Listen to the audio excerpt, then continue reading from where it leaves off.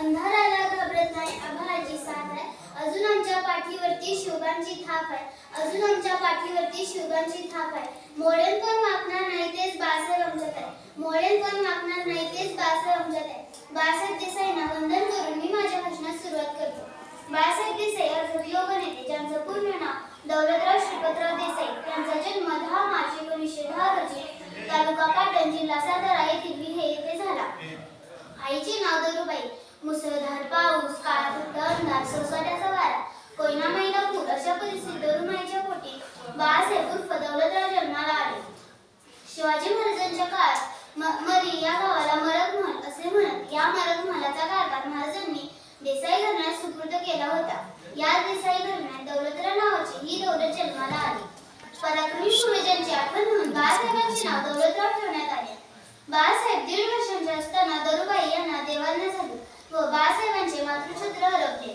श्रीपतरावांनी बाळूच्या संगोपनासाठी दुसरे लग्न केलं खरं, पण सावत्राई गोपाळबाई हिने यशोदेऐवजी कैकेयीची भूमिका पार पाडली.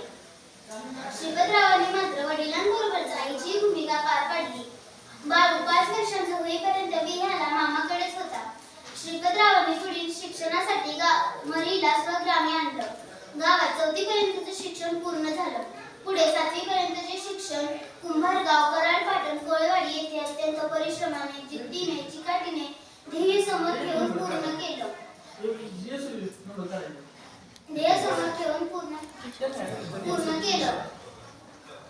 ठीक आहे. प्रश्न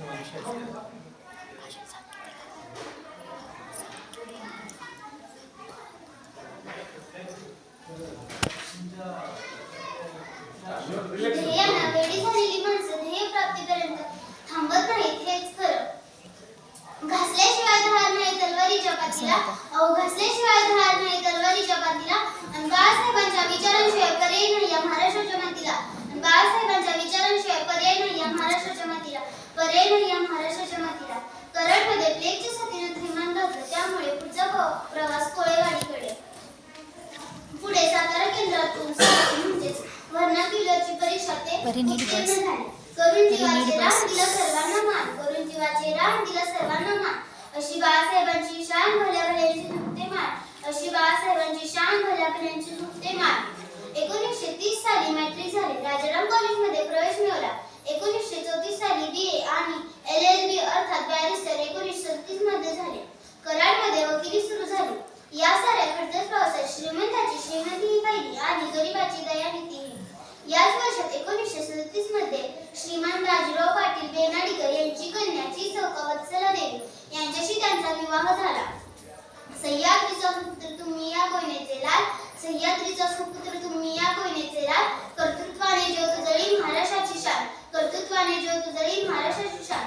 गरिबांच्या, मजुरांच्या तसेच शेतकऱ्यांच्या कल्याणासाठी, मरीच्या कल्याणासाठी मरीच्या माळावर सहकारी तत्वावर साखर कारखाना उभारला. आयुष्यभर जनतेच्या हितासाठी झटणाऱ्या या लोकनायकाने 23 एप्रिल 1983 रोजी अखेरचा श्वास घेतला.